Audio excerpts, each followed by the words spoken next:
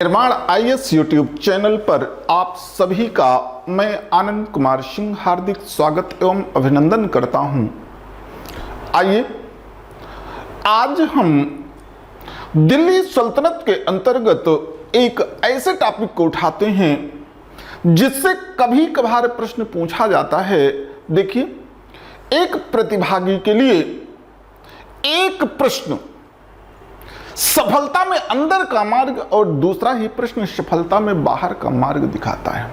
तो सफलता के लिए एक छोटा बिंदु और एक बड़ा पॉइंट दोनों का विशेष योगदान है। इसलिए जिस चीज की सबसे ज्यादा आवश्यकता है वो है आप प्रत्येक बिंदु पर अपना ध्यान केंद्रित करके रखिए। आइए हम लोग दिल्ली सल्तनत के बारे में देखते हैं।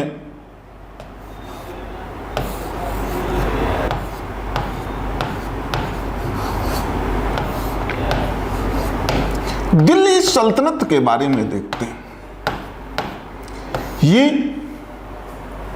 इसका नाम दिल्ली सल्तनत क्यों पड़ा? महत्वपूर्ण तथ्य यह है कि इसका नाम दिल्ली सल्तनत क्यों पड़ा, पहले इसी के बारे में देखिए। चूंकि सल्तनत की राजधानी होने का गौरव, सल्तनत की मुख्य राजधानी होने का गौरव चूंकि दिल्ली को प्राप्त हुआ, इस कारण इसे दिल्ली सल्तनत के नाम से जाना गया। यहां से एक प्रश्न और पूछा जाता है कि दिल्ली का सबसे प्राचीन नाम क्या था? दिल्ली का सबसे प्राचीन नाम क्या था? आइए पहले हम इन्हीं बिंदुओं पर अपना ध्यान केंद्रित करते हैं। थोड़ा सा आप लोग बड़े मन से समझिएगा। जो प्रकृति होती है, किसी भी व्यक्ति का जो स्वभाव होता है वो दो प्रकार का होता है। प्रकृति दो प्रकार की होती है।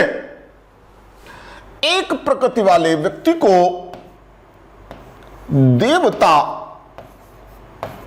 और दूसरे प्रकृति वाले व्यक्ति को असुर या राक्षस के नाम से जाना जाता है। प्रकृति का तात्पर्य होता है स्वभाव।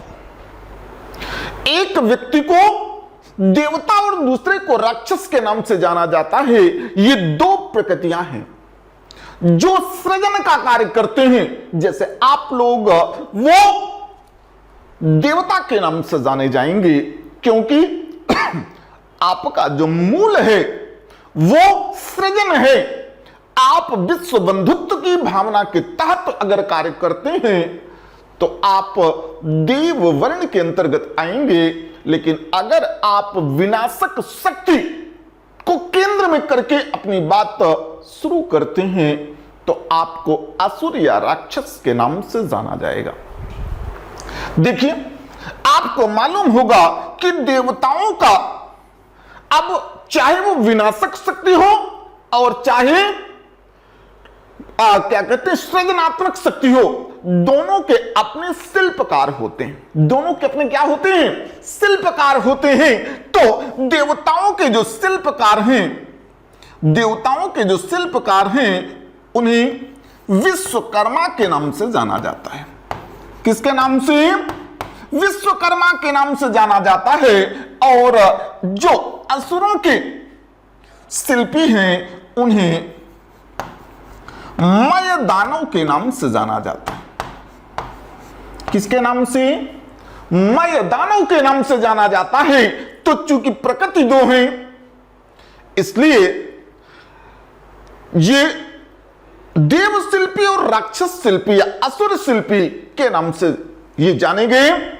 तो सबसे पहले असुर शिल्पी मय दानव के द्वारा जिस नगर का निर्माण कराया गया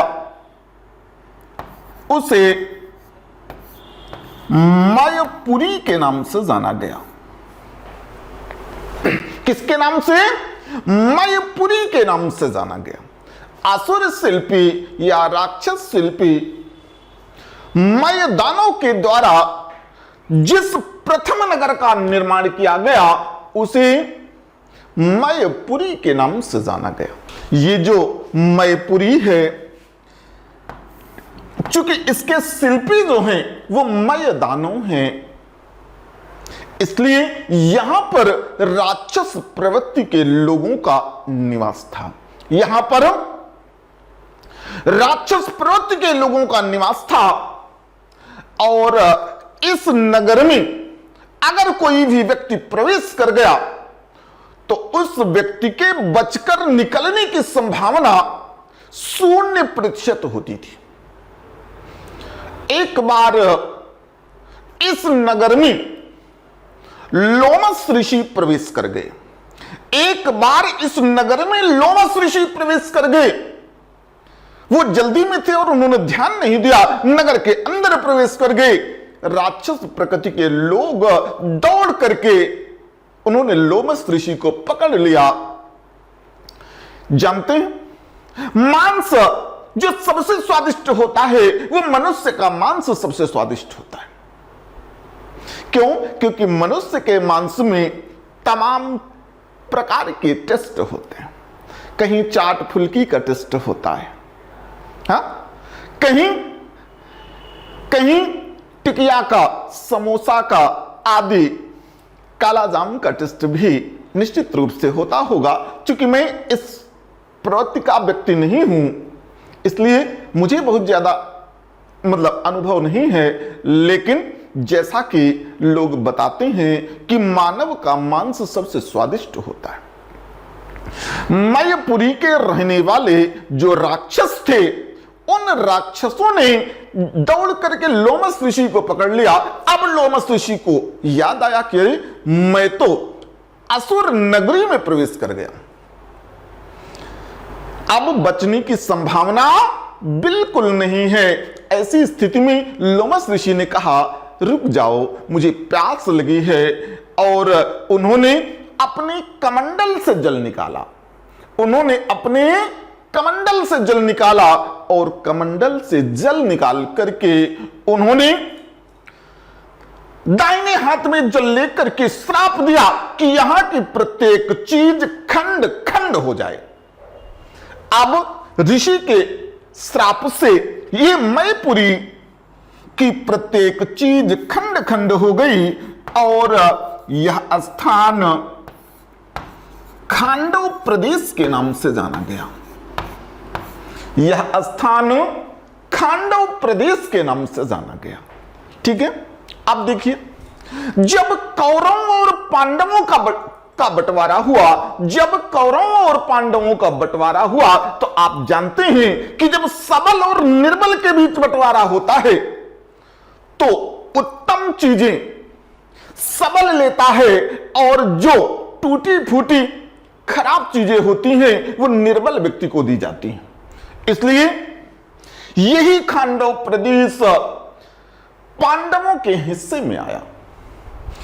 अब ये जो खांडव प्रदेश से पांडवों के हिस्से में आया, भगवान कृष्ण की कृपा, भगवान कृष्ण की कृपा और इंद्र के आशीर्वाद से देव शिल्पी विश्वकर्मा के द्वारा जिस नवीन नगर का निर्माण कराया गया, ये नगर इंद्र के नाम पर, इंद्रप्रस्थ के नाम से जाना गया। इंद्र के नाम से, इंद्रप्रस्थ के नाम से जाना गया। समझ में आई बात? अब देखिए, सबसे ज्यादा समय तक दिल्ली का यही नाम प्रचलित रहा, इंद्रप्रस्थ। अब इंद्रप्रस्थ के बाद जो दूसरा नाम आया, इंद्रप्रस्थ के बाद जो अगला नाम आया उसे योगिनीपुर के नाम से जाना गया। योगिनीपुर क्यों? अगर आपको याद हो या आपको मालूम हो तो बौद्ध धर्म के अंतर्गत वज्रयान और कालचक्रयान नाम के दो ऐसे संप्रदाय हुए जिसमें योगिनी जागरण की बात कही गई है। योगिनी जागरण का तात्पर्य, योगिनी जागरण का तात्पर्य क्या है? सोचिए, ये बौद्ध धर्म का एक तांत्रिक संप्रदाय था। बौद्ध धर्म का एक तांत्रिक संप्रदाय था। इस संप्रदाय में स्त्री की मरी हुई लाश को लेकर के तांत्रिक आता और उसके सीने पर फलथी मार करके बैठता और नाभि के निचले भाग में लकड़ियां रख करके यज्ञ करता, हवन करता। यह कार्यक्रम योगिनी जागरण के नाम से जाना गया। क्योंकि इस योगिनी जागरण का प्रधान केंद्र इंद्रप्रस्थ था, इस कारण यह नगर कालांतर में योगिनीपुर के नाम से जाना गया। किसके नाम से? योगिनीपुर के नाम से जाना गया। इसके बाद मैं बताऊं आपको, ये जो योगिनीपुर है, कालांतर में इस योगिनीपुर का पुनर्निर्माण देखिए क्रमशः चल रहे हैं। मैपुरी, खांडव प्रदेश, इंद्रप्रस्थ, योगिनीपुर, और इसके बाद नाम आता है, एक शासक हुए जिनका नाम है बीसल देव। बीसल देव नाम के शासक ने एक वास्तुकार जिसका नाम है ढिल्लिका नाम के शासक ने, ढिल्लिका नाम के एक वास्तुकार की सहायता से जिस नवीन नगर का निर्माण कराया, वो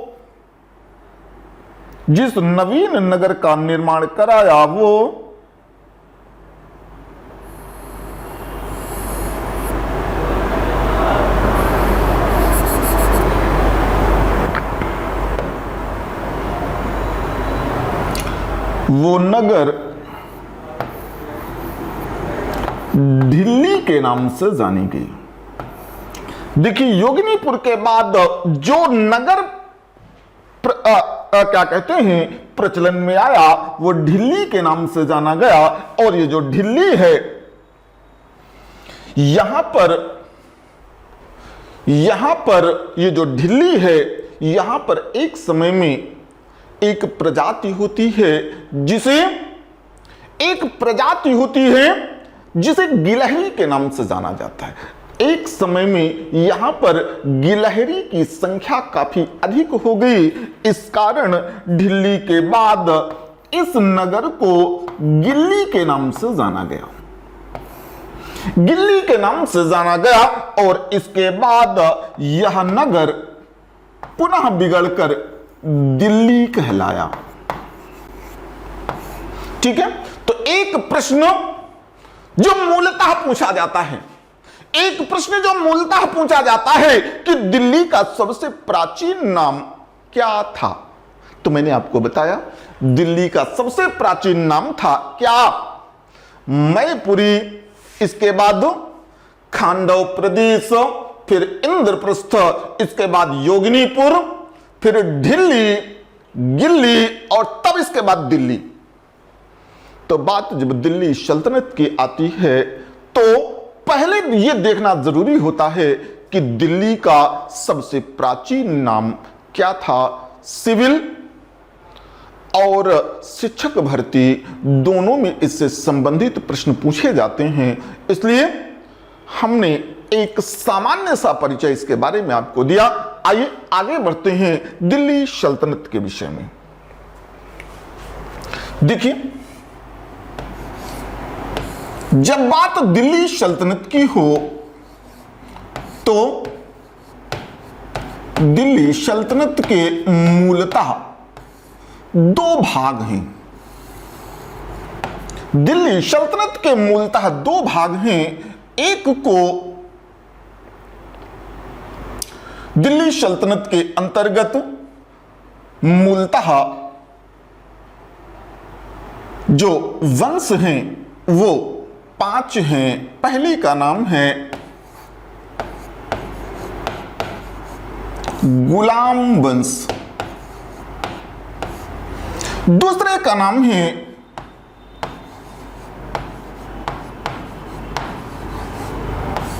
खिलजी वंश। तीसरे का नाम है तुगलक वंश।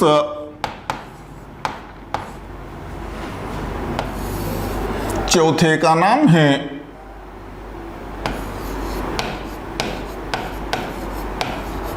सैयद वंश। और अगले का नाम है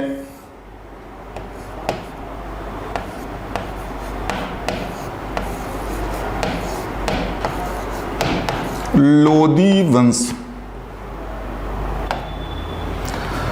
ध्यान दीजिए, दिल्ली सल्तनत के अंतर्गत जो गुलाम वंश है, इसका जो शासनकाल है 1206 से 1290 ईस्वी। जो खिलजी वंश है ये चला 1290 से 1320 ईस्वी। तुगलक वंश 1320 से 1414 ईस्वी। और सैयद वंश चला 1414 से 1451। 1451 ईस्वी। इसके बाद लोदी वंश चला 1451 से 1526 ईस्वी। ध्यान दीजिए, इसका तात्पर्य है कि जो दिल्ली सल्तनत चला ये चला 1206 से 1526 ईस्वी तक। अब देखिए, यहां पर एक प्रश्न और पूछा जाता है और वो प्रश्न है दिल्ली सल्तनत में सर्वाधिक शासनकाल किस वंश का था। दिल्ली सल्तनत में सर्वाधिक शासनकाल किस वंश का था। तो आप देख लीजिए, गुलाम वंश का जो शासनकाल है ये है 84 वर्ष। खिलजी वंश का जो शासनकाल है ये है 30 वर्ष। तुगलक वंश का जो शासनकाल है ये है 94 ईयर। सैयद वंश का जो शासनकाल है यह है 37 ईयर्स। और लोदी वंश का जो शासनकाल है यह है 75 ईयर। अब देखिए, यहां पर प्रश्न पूछा जाता है कि दिल्ली सल्तनत में सर्वाधिक समय तक शासन करने वाला वंश कौन सा है। विकल्प आपके सामने है। सबसे ज्यादा शासन जिसने किया उसका नाम है तुगलक वंश। और अगर तुगलक वंश विकल्प में ना हो तब जो है गुलाम वंश होगा। अगर गुलाम वंश भी विकल्प में ना हो तब खिलजी वंश होगा। और खिलजी वंश विकल्प में ना हो तब सैयद वंश। और अगर सैयद वंश भी विकल्प में नहीं है तब खिलजी वंश होगा। यहां पर एक प्रश्न यह भी पूछा जा सकता है कि दिल्ली सल्तनत में सबसे कम शासन किस वंश का था। क्योंकि अधिक तो पूछा गया है लेकिन कम से क्वेश्चन नहीं बना है। आने वाले समय में इससे भी प्रश्न बनेंगे। ठीक है।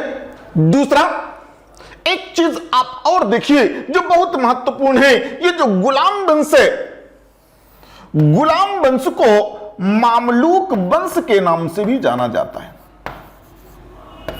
गुलाम वंश को मामलूक वंश के नाम से जाना जाता है।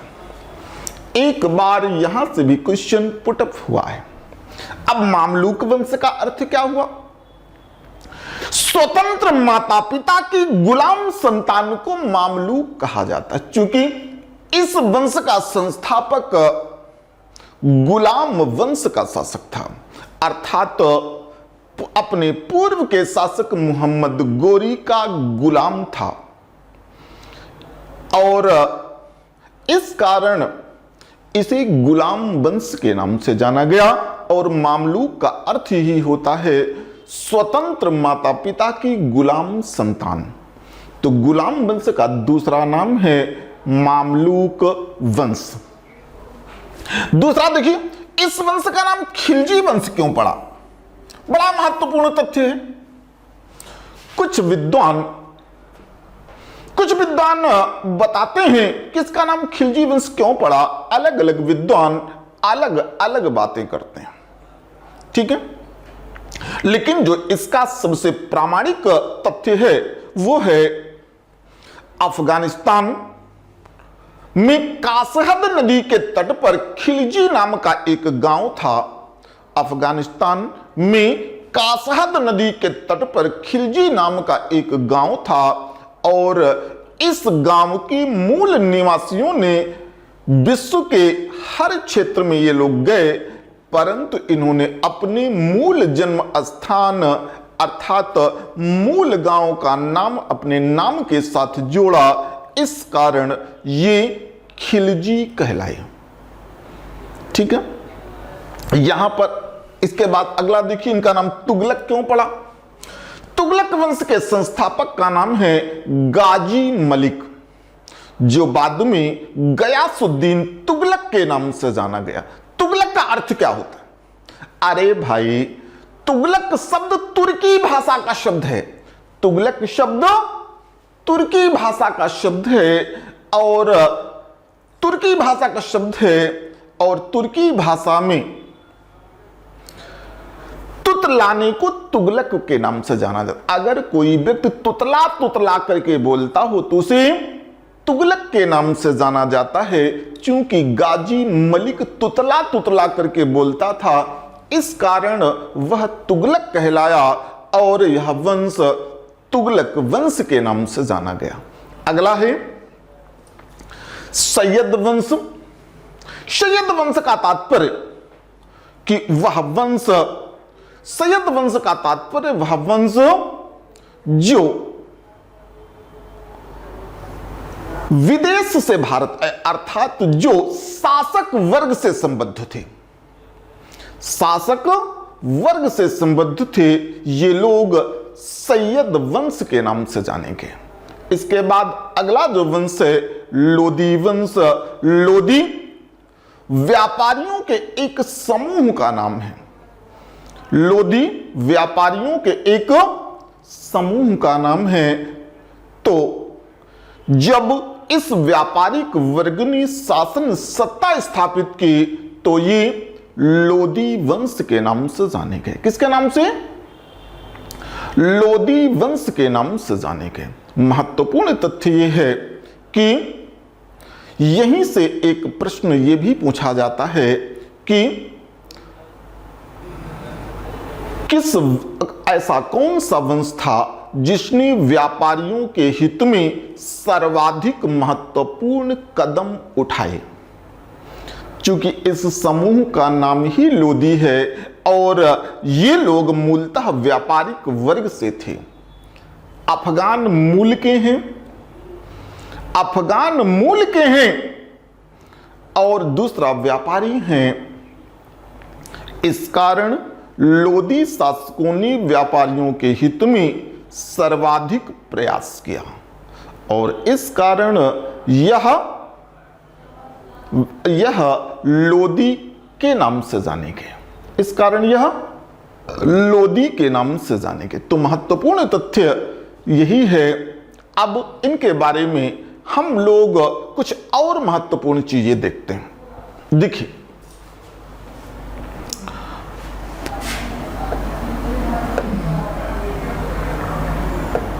इसके बाद हम लोग देखें ये जो दिल्ली सल्तनत है,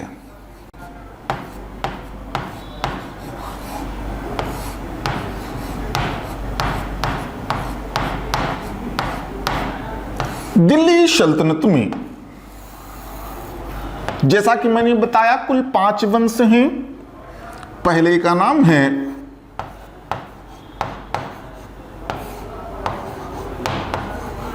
गुलाम वंश, दूसरे का नाम है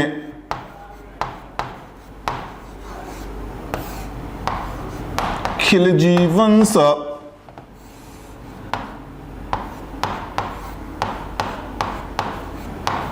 तुगलक वंश,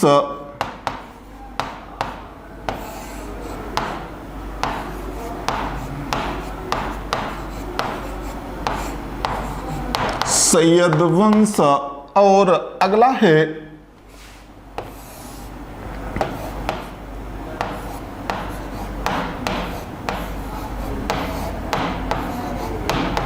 लोदी वंश। तो यहां पर हम लोग देखते हैं कि गुलाम वंश में सबसे लंबा शासनकाल किसका था? गुलाम वंश में सबसे लंबा शासन था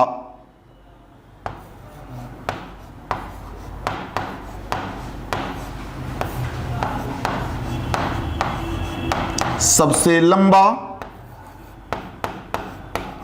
शासन और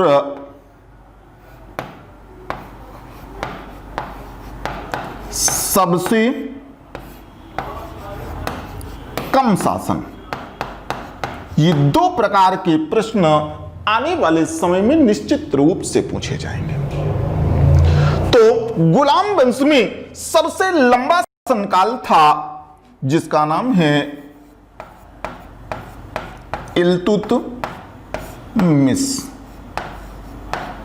इल्तुतमिश का, और सबसे कम शासनकाल है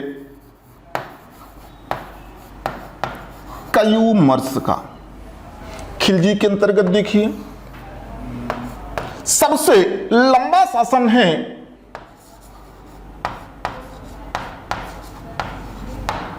अलाउद्दीन खिलजी का, और सबसे कम शासनकाल है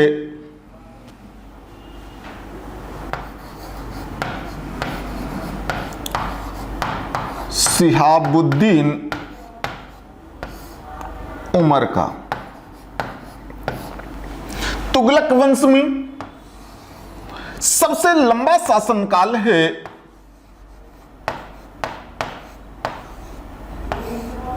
फिरोज शाह तुगलक का,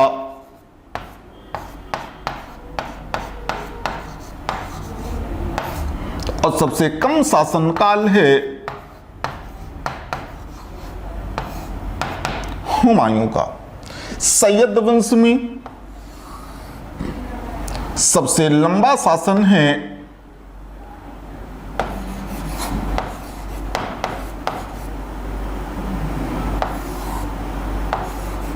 मुबारक शाह का, और सबसे कम शासनकाल है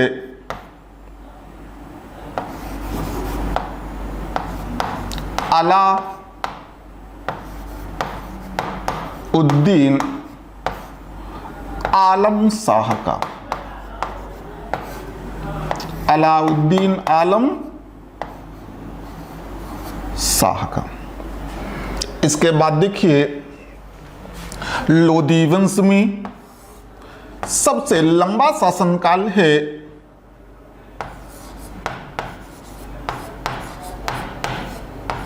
बहलोल शाह लोदी का,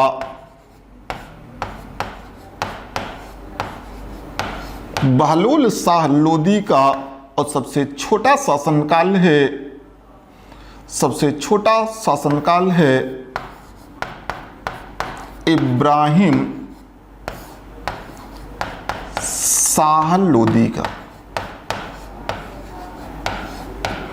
तो आज हम लोगों ने इस वीडियो के अंतर्गत जिन महत्वपूर्ण बिंदुओं पर चर्चा की कि दिल्ली सल्तनत के अंतर्गत किस वंश का नामकरण किस आधार पर पड़ा, दिल्ली का सबसे प्राचीन नाम क्या था, और इसके मूल में क्या क्या तथ्य हैं, इन सभी बिंदुओं पर हम लोगों ने चर्चा की।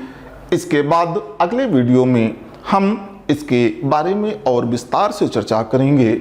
आप सभी को आपके स्वर्णिम भविष्य की हार्दिक शुभकामनाएं। जय हिंद, जय भारत।